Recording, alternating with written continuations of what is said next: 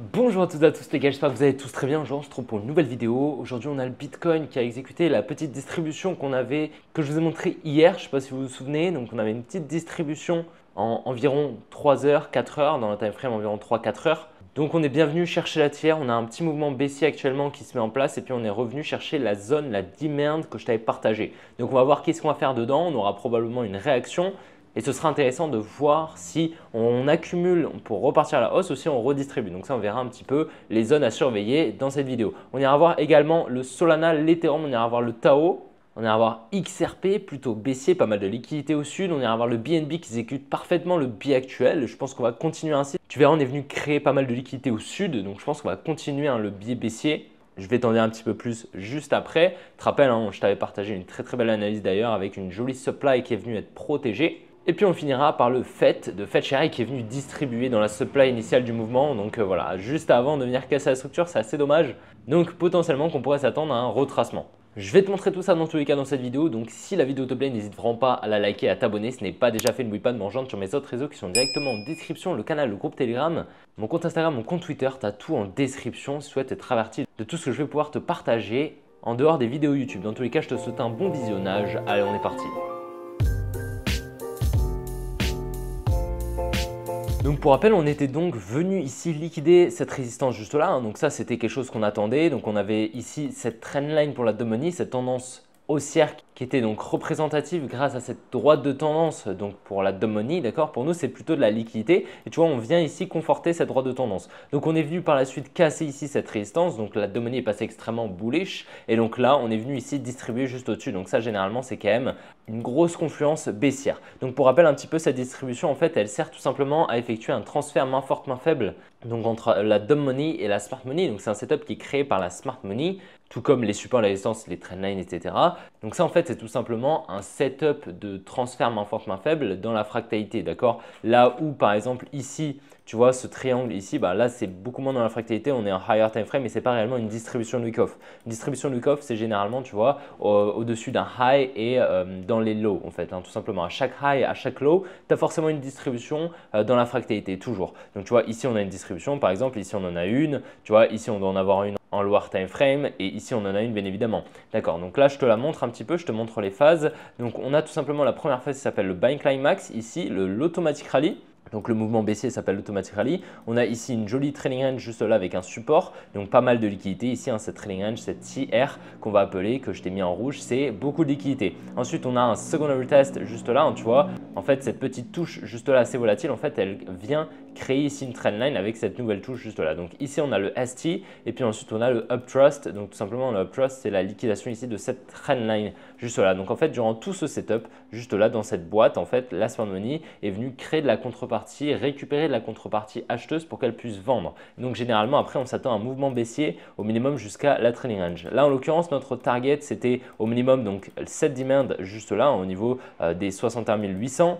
Si on raffine un petit peu cette demand, on va pouvoir la raffiner ainsi, tu vois, on pourrait donc venir récupérer ici les 61 250. Peut-être qu'on aura une réaction dedans, d'accord, c'est pas du tout impossible. Tu vois, ici, on a de la fair gap, donc on pourrait faire quelque chose comme ça, tac, peut-être un rebond, soit redistribuer, soit continuer la hausse. Mais à ce moment-là, il faudra donc bien garder ici cette tendance haussière. D'accord, cette tendance haussière à court terme avec un low qu'on pourrait mettre juste là, ok. Donc si on vient à casser ce low, on passera baissier à moyen terme, ok, à court moyen terme. Et puis à plus court terme, en une heure, il faudrait qu'on vienne casser la structure. Actuellement, la structure qui est baissière. Donc après, si on a un rebond, une zone qui pourrait être intéressante, on va monter un petit peu en time frame. On va essayer de trouver une supply intéressante. Tu vois, là, on vient à chaque fois mitigated toute la faible gap. Tu vois, là, on n'a toujours pas de faible gap. Donc tu vois, on aurait peut-être cette supply intermédiaire, tu vois, mais bon, assez compliqué de la définir parce qu'une supply intermédiaire, généralement, est un petit peu moins pertinente. Du moins, elle a moins de probabilité d'être protégée. D'accord. Donc voilà, ça peut être une bonne zone. Après, si on va par exemple en 16 heures, on a un peu de faible gap juste là. Donc tu vois, ça peut potentiellement être une bonne zone juste ici. Donc voilà, à surveiller, ce serait donc la zone où la smart money aurait un prix moyen d'achat, enfin un prix moyen de vente du moins. Tu vois, si on utilise le profil de volume à gamme fixe juste là, on prend toute la distribution juste ici et tu vois que le prix moyen, il est pile au milieu de cette supply. Donc ça peut être potentiellement une bonne zone pour venir mitigated ici toute cette distribution. Et donc d'ailleurs, comme je te l'ai dit juste avant, on est venu ici donc conforter cette trendline. Tu vois, on est revenu dessus, donc on rajoute de la liquidité. Donc ce qui est sûr à 100% en fait, c'est qu'on ne viendra pas effectuer des plus hauts sans venir au minimum la liquider. Qu'est-ce que ça signifie la liquider? En gros, t'imagines une trendline haussière comme on l'a actuellement. Tu vois, il faudrait, tu vois, comme on fait actuellement, on fait pas mal de touches comme ça. Une liquidation d'une trendline, c'est tout simplement lorsqu'on vient la casser, puis on la réintègre en fait. Tu vois, ici en fait, la money, elle va passer baissière durant un moment, donc elle va vendre et donc ça permet ici à la smart money d'effectuer ce transfert main forte, main faible où elle va venir récupérer les ordres en vente injectés par la money pour qu'elle-même puisse injecter ses ordres à l'achat. Donc voilà, c'est ça un transfert main forte, main faible. Maintenant, ce qu'il va falloir quand même surveiller, c'est tu vois toutes les liquidités qu'on a en dessous en fait. Hein. Tous ces lows ici qu'on n'était pas venu chercher, tu vois, on pourrait potentiellement venir les récupérer, sachant que n'oublie pas, on est toujours ici sur une tendance qui est baissière, d'accord? On a toujours un high daily juste là, et puis un low juste là, et donc on s'attendrait potentiellement avec de fortes probabilités. Hein. Il y a plus de probabilités qu'on baisse, qu'on continue la tendance baissière plutôt qu'on entame une tendance haussière, d'accord? Donc pour le moment, on s'attendrait potentiellement à un top ici, ok? Donc un top ici avec le uptrust de cette distribution, avec une protection de ce transfert main forte, main faible pour venir par la suite récupérer ici ce low. Voilà, selon moi, c'est quand même le scénario le plus probable hein, que dans les prochaines semaines, on soit plutôt baissier sur Bitcoin. En plus de ça, je vais te montrer un petit peu ce qu'on est en train de faire sur les alts. Maintenant, voilà, je prends quand même ce scénario avec des pincettes parce que si on a une accumulation ici sous cette trendline, on pourrait d'accord, potentiellement, tu vois, repartir à la hausse grâce à un transfert main forte, main faible qui aurait lieu là, ok? Donc ça, c'est vraiment pas impossible et dans ce cas-là, je prendrais potentiellement une position ici, ok? C'est vraiment pas impossible. Donc voilà, je vais surveiller ça bien évidemment dans les prochaines semaines et dans les prochains jours surtout. Donc sur Solana, malheureusement, tu vois, on n'est pas venu récupérer ce high, donc ça c'est dommage, tu vois. On est venu ici créer des equal low en lower time frame juste ici et puis surtout une jolie résistance juste là. Donc pour moi, c'est pas mal de liquidité. On peut ne pas aller la chercher, d'accord, mais selon moi, c'est quand même assez probable qu'on y vienne, ok. Il y a quand même plus de probabilité selon moi qu'on y vienne plutôt qu'on n'y aille pas. Maintenant, selon moi, une bonne zone pour essayer de faire un bottom, ça va être ici, cette demand, hein, juste ici, environ les 134 $. Tu as bien compris, c'est vraiment une zone intéressante pour le Solana. À plus court terme, si on regarde, on est en train donc, de dessiner une tendance baissière. Donc là, on aurait une distribution juste ici avec un buy climax, un automatic rally, un ST, un uptrust juste ici. Donc tu vois, on est venu ici créer une résistance juste ici qu'on est venu liquider juste là. Elle n'est pas magnifique honnêtement parce qu'en plus de ça, ici, tu vois, on vient créer de nouveau de la liquidité. Donc ça, c'est pas top. Ensuite, on vient ici créer une trendline qu'on vient liquider, tu vois. Puis par la suite, on continue l'order flow baissier. Donc voilà, pour le moment, la structure est baissière, donc on va patienter. Hein. Peut-être que la structure va shift. Il faudrait, tu vois, qu'on vienne passer au-dessus de ce high juste là si tu veux qu'on passe aussi à court terme sur Solana. Pour le moment, on est baissier et on est également baissier à court moyen terme et toujours baissier en daily, d'accord? Étant donné qu'on aurait un high juste là, un low juste ici, on pourrait s'attendre donc à un retracement comme ceci. Ensuite, on repart à la baisse. C'est pas impossible. Pour le moment, la tendance est baissière, donc c'est pas très pertinent de s'attendre à des plus hauts alors que pour le moment, la tendance à moyen terme est toujours baissière. Sur Ethereum, honnêtement, je suis plutôt baissier. Là, tu as bien compris, hein, ça fait un moment déjà que je te partage cette analyse avec cette structure baissière en daily, toujours. Énormément de liquidité au sud, on l'avait vu déjà depuis un moment. Ok, on avait eu ici une première distribution. Malheureusement, tu vois, on n'est pas venu la protéger. Par contre, à court terme, on a de nouveau une distribution qui est venue se dessiner. Tu vois, juste ici. On a ici donc le Buying Climax, l'Automatic Rally, le ST et le Uptrust. Donc, tu vois, ici, on vient créer ici une trendline qu'on vient liquider juste là. Donc, tu vois, on a le transfert main forte, main faible qui s'exécute juste ici. À présent, on est venu ici donc casser la structure à court moyen terme en venant casser ce low juste là. On vient de nouveau ici créer donc de la liquidité juste ici. Tac, voilà, regarde, on vient créer ici des equal low. Donc tu vois, c'est pas mal de liquidité. Donc pour le moment, je suis plutôt baissier. On pourrait potentiellement s'attendre à un rebond, c'est pas impossible, mais pour le moment, je pense que la prochaine target sur l'Ethereum, ça va être ici les 2500, même potentiellement donc un nouveau low. Et à plus moyen long terme, on a ici ces equal low juste là au niveau des 2000 $. N'oublie pas. Et toujours cette structure baissière. Donc pour le moment, la structure est vraiment pas bullish. Hein. Ça, c'est clair et net. Donc pour le moment, l'Ethereum, clairement, je m'attends à des plus bas. Hein. Tu as bien compris. Ça fait déjà plusieurs semaines qu'on a ce biais et qu'on le maintient parce que pour le moment, il n'y a pas de confluence haussière du moins. Sur le Tao, juste avant qu'on vienne récupérer ici les liquidités juste au-dessus de ce high des 370 $, on est venu distribuer une très très jolie distribution, tu vois. On a ici le Buying Climax, l'Automatic Rally, le ST et le Uptrust. On vient pareil ici créer une résistance. Tu vois, généralement, lorsqu'on a une distribution sur Bitcoin, on a une distribution sur globalement tous les actifs. Hein, tu as bien compris. Et c'est très souvent que je te partage pas mal de distributions d'un coup, tu vois, sur une seule vidéo parce qu'on les a sur tous les alts. Et là, bah, c'est pareil, tu vois, ici on a une jolie distribution. Donc la prochaine target ici, ce serait la trailing range. Donc la trailing range qui est au niveau de l'automatic rally. Donc je vais te la mettre juste ici. Voilà, on a la trailing range qui est au niveau des 318 $. Donc la prochaine target, c'est juste là, les 318 $ pour moi sur le Tao. On pourrait ici venir récupérer la demand des 300 $, c'est pas impossible. Et même peut-être les liquidités qu'on a juste ici là, sous ces lows, juste là, tu vois. Il faut savoir que sous chaque low et au-dessus de chaque high, on a toujours des liquidités.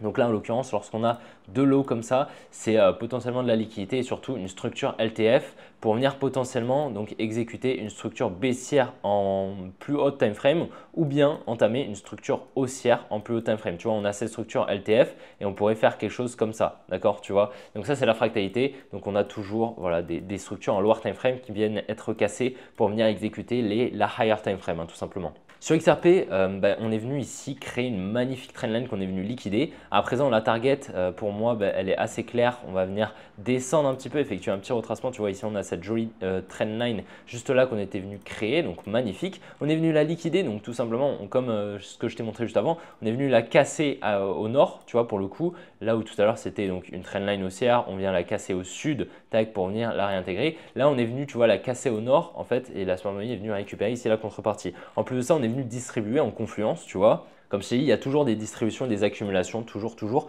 Ici, on a un buying climax, un automatic rally, on a un ST. Tu vois, ici, on vient créer des equal high. En fait, c'est tout simplement une résistance pour la dumb money. C'est de la confluence en fait sur cette trendline baissière. Tout simplement parce que cette trendline baissière, c'est une droite de tendance, tu as bien compris. Et donc, quand tu es dessous, imaginons que je mets l'outil replay juste ici, tac, tu es dessous, on est sous la trendline baissière. La dumb money est complètement baissière, d'accord. Mais sauf que si on vient casser cette trendline, ce qui signifie que on vient casser la trendline baissière, la dumb money passerait haussière. Tu as bien compris. En plus de ça, on a ici des equal high, tu as bien compris. Et ces equal high, pour nous, c'est de la liquidité, mais pour la dumb money, c'est une résistance. Ça signifie tout simplement que si on vient à casser la trendline plus la résistance, la dumb money à sa confirmation, elle rentre à l'achat. Donc ici, on a vraiment un setup confluent pour que la smart money ait eu de la contrepartie à l'achat pour qu'elle puisse vendre. Ce qui signifie qu'avec de fortes probabilités, ce high devrait être protégé à court terme. Donc on aura ici le buying climax, automatic rally, le ST et le uptrust. Donc cette liquidation, c'est le uptrust, la liquidation de cette trendline. Par la suite, on voit très clairement ici donc pas mal de liquidité, hein, une espèce de trendline, pareil. Donc tu vois ici pour moi, ce low juste là, c'est de l'inducement, donc vraiment une zone à venir récupérer. Et voilà, la prochaine target pour moi, ça va être probablement ici cette demand, la demand des 50 centimes à peu près sur le XRP, environ 51 centimes. Voilà. Donc sous ce low juste là, le low des 54 centimes, c'est selon moi énormément de liquidité à venir récupérer. On va venir au minimum la récupérer tous ces lows juste là avant de faire quoi que ce soit. On fera peut-être ça pour repartir à la hausse ou bien continuer une tendance baissière. Mais bon, le bottom honnêtement sur le XRP est plutôt clean.